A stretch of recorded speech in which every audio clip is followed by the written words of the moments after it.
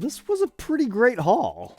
Welcome back, Troglodytes, to your daily dose guitar information, the Trogly's Guitar Show. So I was on Reverb one night and I saw a couple of listings for guitars that I enjoy. So I'd made offers, one got accepted right away, and then I saw the guys started listing more. So it actually turns out I had sold a guitar to him before, and he was just cleaning up his collection that he had like doubles of. But for today, let's unbox them, make sure they arrive safely, and take a quick peek as a nice little teaser before I make the full reviews and documentations.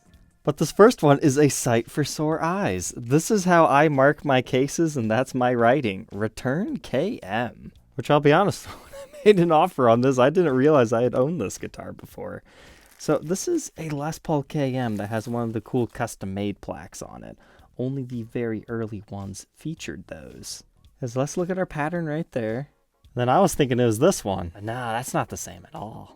Someone's definitely played case swapperoonie with a Les Paul KM that I've owned before. Because I remember that tag, I just don't remember the story behind why I called it Return KM. But I had picked this one up because you just don't see the custom-made plaque ones for realistic prices anymore. Once I started talking about them, people started to ask, twice as much as they used to, which, that's how it goes. Education makes people want things, and in turn, the prices do change. The Les Paul KM, I think we've documented this one enough. Now that I see it in person, this one's a bit more so player's grade, so probably not one for my collection after all. It appears to have been expertly refretted. I could just barely tell that by the seller's photos, but now that I also see that the nut has been replaced. But it looks like that's a very nicely done bone nut. I mean, whoever did the work on this, they did a fantastic job. But the Les Paul KM was one of Gibson's first 59 reissue attempts. I mean, it kind of stinks in the grand scheme of things, if you want true 59 specs, but it had the whole two-piece maple top going on, and the very iconic double cream T-top pickups. Looking at one of the hot-rodded, take the pickup covers off burst type of guitars. This one's got some good wood grain, a little bit of flamage. When I think about the Les Paul KM, I just always think about Robert Baker and how he's used one on his channel since pretty much the beginning of it. I'll have to message him about this one because I feel like just holding this one, I can tell it's going to be a great guitar. It's not as heavy as some of my other KMs I've had. And I feel like he could appreciate the fact that it has been refretted and has all the other playability features to it. This is honestly a pretty nice example. Because as far as the condition on the back, I mean, it's not chewed up enough to have needed the refret. At least what you would normally expect. Like the edges have quite a bit of wear. But Cherry Sunburst, that's one of the colors. You can also find Natural, as well as the Tobacco Sunburst. In my opinion, Cherry Sunburst is the worst of them, but hey, I was trying to get a complete set of these custom plaque ones. But now I'm going to have to ask him if he has a different KM that I owned at some point, because that's definitely my case for a different one. But I got really excited when I saw he had one of these, because I'm always on the lookout for awesome spotlights.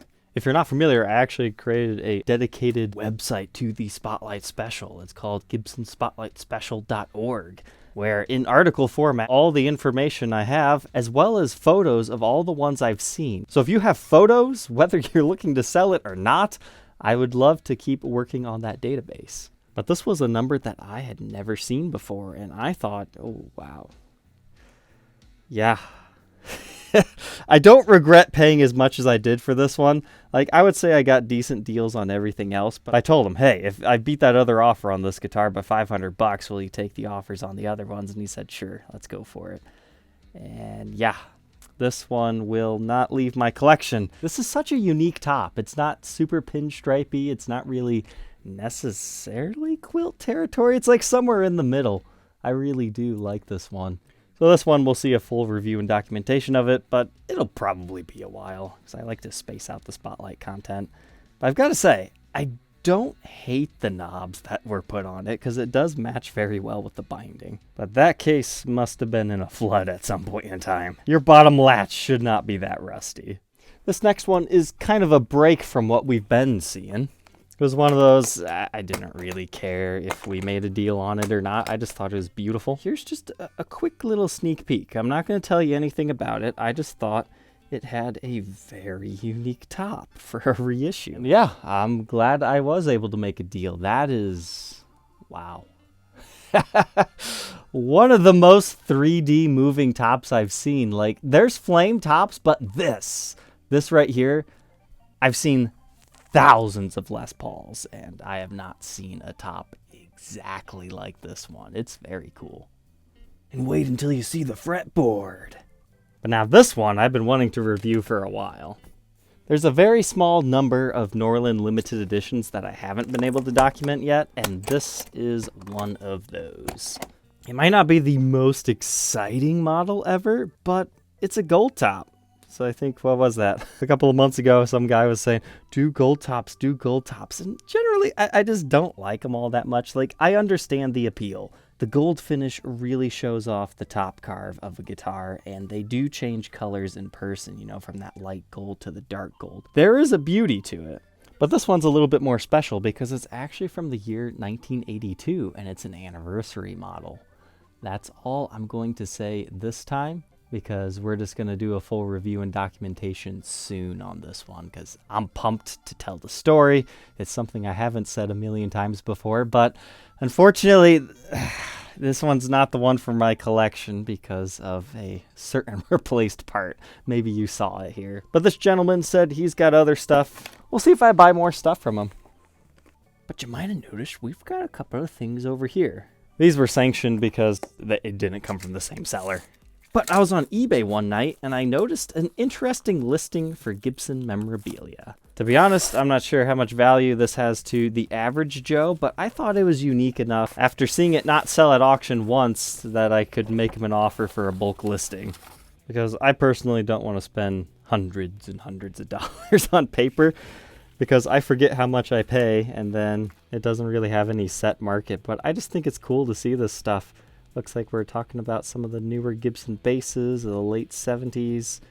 Some sort of a Les Paul custom thing. We've got the SG Standard. It's talking about a dealer imprint, though. What exactly is this?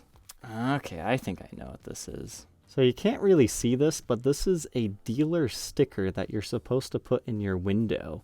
And it says authorized dealer. But you'd have to remove this and then put it on your window, which I don't necessarily want to do at this time. But I got 2 of those. I wonder how he took photos to make them look so good. But I guess that explains our little cover sheet there. And hey, I just noticed that's one of my favorite SGs right there. Harmonica Bridge Unbound Ebony Fretboard. I found this very fascinating. So these are addressed letters of a guy who wrote Gibson back in the 70s about various things. And this is the actual return envelope. I mean, it's very fancy. And it tells a story of him asking about certain pickups that an artist had in their guitar. And Gibson basically just said, only a guitar tech might know that. But it's just cool. An actual signature from a Gibson employee at the time.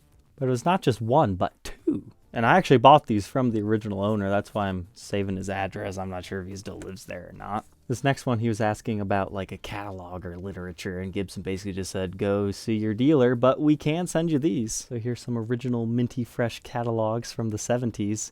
He was basically saying he was just a teenager writing Gibson for fun. The fact that he kept them for as long as he did is actually quite impressive. My favorite thing has to be not only the paper quality of the stuff back then, but the embossing that they did on it. It's that old kind of 60s, early 70s logo thing. But it looks like we have a second version of this for whatever reason. You don't see this every day. Did you guys know Gibson made classical guitars? And it actually seems that they want to bring these back. They teased those a couple of years ago. I wonder if that project got scrapped or if they're just waiting and trying to make it better. But I've had a few of those. They're actually pretty cool.